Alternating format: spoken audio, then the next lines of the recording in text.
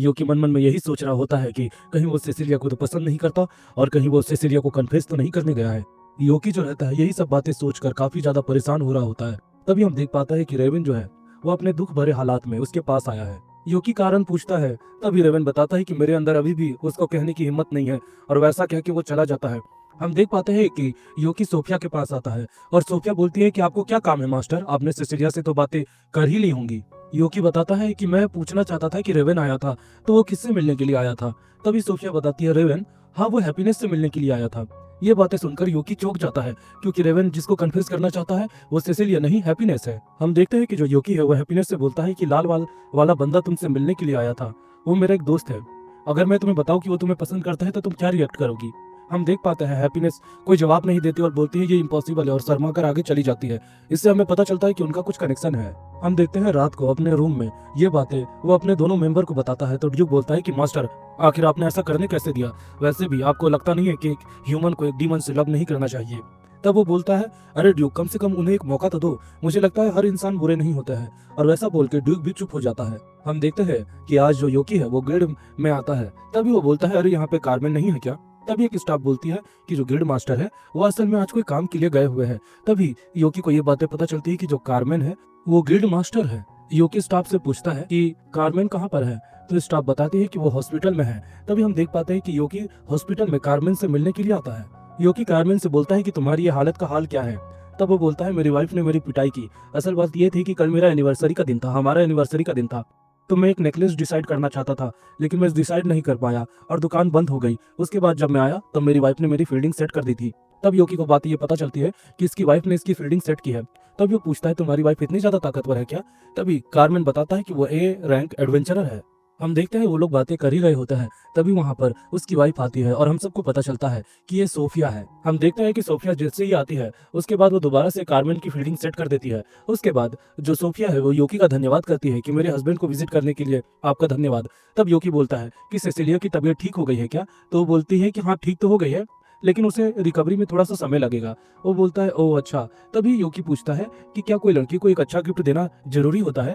तभी जो सोफिया है वो गुस्से के मारे लाल हो जाती है और बोलती है कि क्या मेरे हस्बैंड ने तुम्हें सारी बातें बता दी। तभी योकी बोलता है, मैं कोई ऐसा प्रेजेंट देना चाहता हूँ जिससे सेसिलिया को अच्छा लगे। तभी सोफिया बोलती है कि दिल से जो भी प्रेजेंट चुना जाए वो हमेशा लोगों को अच्छा ही लगता है। और ये राय सुनकर योकी खुश हो जाता है और उसको अलविदा करता है। हम देखते हैं कि जो योकी है वो रेवन से मिलने के लिए जाता है और वो हैप्पीनेस का नाम लेता है। तभी रेवन को पता चल जाता है कि शायद वो हैप्पीनेस को लाइक करता है। तभी रेवन सारी घटना बताता है कि एक दिन वो नॉर्मली सिटी पर पेट्रोल कर रहा था। तभी वो देखता है कि एक मैड वाली लड़की को कुछ गुंडे परेशान कर रहे हैं। तभी वो उसकी मदद करता है, जिसके कारण जो हैप्पीनेस है वो उसका धन्यवाद करती है। और इसके कारण वो बोलता है इतनी बड़ी बात नहीं थी, जिसके कारण उसकी लड़की जैसी वॉइस रिवील हो जाती है।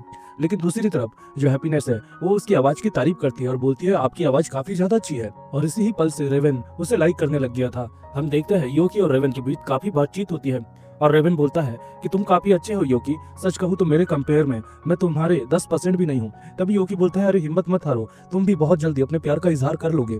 हम देखते हैं कि जो योकी है और रेवन है वो दोनों अपने लव वंस के लिए कोई गिफ्ट सिलेक्ट करने के लिए जा रहे होते हैं। हम ये देख पाते हैं कि योकी वही नेकलेस देखता है जिसे वो सेसिलिया को देना चाहता था। वो फौरन ही वो नेकलेस खरीद लेता है। और दूसरी तरफ जो रेवन है वो भी हैप्पीनेस के लिए गिफ्ट खरीद लेता है जो कि उसे दे सके। और दूसरी तरफ हम देखते हैं कि उस रेवन की ही गिफ्ट पार्टी की वही लड़की वहां पर आ जाती है और बोलती है कि क्या तुम लोग गिफ्ट खरीद रहे हो। तभी योकी उससे चिढ़ते हुए बोलता है, तो लगता है तुम भी यहाँ पर गिफ्ट लेने के लिए ही आई हो। हम देखते हैं कि वही जो लड़की है वो रेवन को बोल रही होती है कि तुम भी किसी को गिफ्ट देना चाहते हो क्या।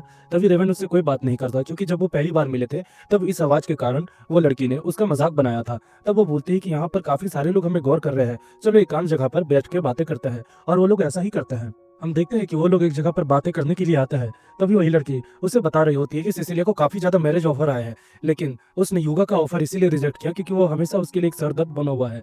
जब भी वो पार्टी में जाता था सारी लड़कियां उसके पीछे मरने लगती थी, जिसके कारण वो कभी कभी अपने मिशन से भटक जाता था और हमेशा ही अपने ध्यान को कंसंट्रेट नहीं होने देता था। इसीलिए हमें बहुत बार हार का सामना करना पड़ा था। लेकिन अब सब बदल गया है। तभी जो वही लड़की है वो पूछ रही होती है रेवन से कि अब रेवन तुम बताओ। तभी रेवन कुछ बोलने वाला होता है। तभी योकी बोलता है कि नहीं, मैं रेवन का सीक्रेट किसी को भी पता नहीं चलने दूंगा। और वैसा कहते ही वो लड़की काफी गुस्सा हो जाती है।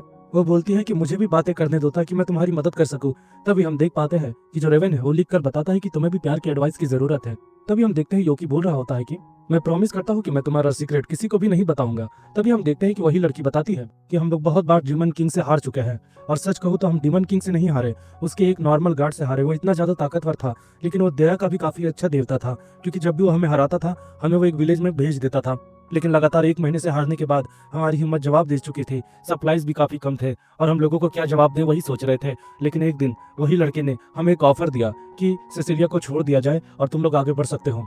मैं ही थी जिसने ये बातें युगा को बताई थी, जिसके कारण मुझे लगता है कि युगा कभी मुझे माफ नहीं करेगा। हालांकि वो ऐसा एक्ट तो नहीं करता, लेकिन मुझे ये बातें पता है। तभी हम देखते हैं रेवन बोलता है योकी, इसमें कोई ब्लेम नहीं है मिकाना का। इससे हमें पता चलता है कि उस लड़की का नाम मिकाना है। हम देखते हैं कि योकी मिकाना से बोलता है, तो तुमने इस बात को लेकर सेसिलिया से कभी माफी नहीं मांगी? तो वो बोलती है कि मेरी उससे माफी मांगने या बात करने की हिम्मत ही नहीं हुई। सच तो यह है कि मैं अपने प्यार युगा को बचाने के लिए ये सब की, और मैं काफी ज्यादा खुदगर्ज बन गई थी।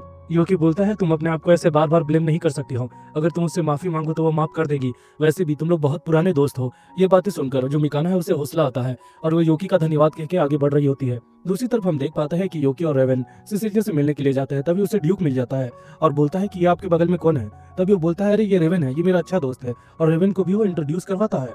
हम देखते हैं ड्यूक को इससे खुशी नहीं होती है, और गुस्से से वो बोलता है कि मैं नहीं चाहता हूँ कि ये रेवन से कन्वर्स करे जब तक ये कोई शब्द मुझे बोल के मेरा सामना ना कर ले। हम देखते हैं कि जो रेवन है वो भी काफी ज्यादा गंभीर हो गया है, और वो ड्यूक से बोलता है कि मुझे हैप्पीनेस के बारे में कुछ भी नहीं पता है, लेकिन मैं उससे बातें करना चाहता हूँ और अपनी दिल की बातें कहना चाहता हूँ। हम देखते हैं कि ड्यूक सब समझ जाता है। तब वो उसे ढकेल कर बोलता है, तो ठीक है फिर जाओ अपनी दिल की बातें बोल दो। हम देखते हैं वो ऐसा ही करता है। वो हैप्पीनेस के आगे जाता है और बोलता है, अगली बार जब हम मिले थे तो मैं तुम्हारा धन्यवाद करना चाहता हूँ। और उसके बाद जो रेवन है वो अपने हाथों से एक गिफ्ट निकालता है और उसे देने वाला होता है, और बोलता है, क्या हम दोस्त बन सकते हैं? तभी हम देखते हैं कि जो हैप्पीनेस है वो शर्माती है, और वो गिफ्ट को एक्सेप्ट कर लेती है और बोलती है कि मैं ये गिफ्ट के लिए काफी खुश हूँ। हम देखते हैं इसी के साथ एपिसोड 3 खत्म हो जाता है। मिलता है आपसे एपिसोड 4 में।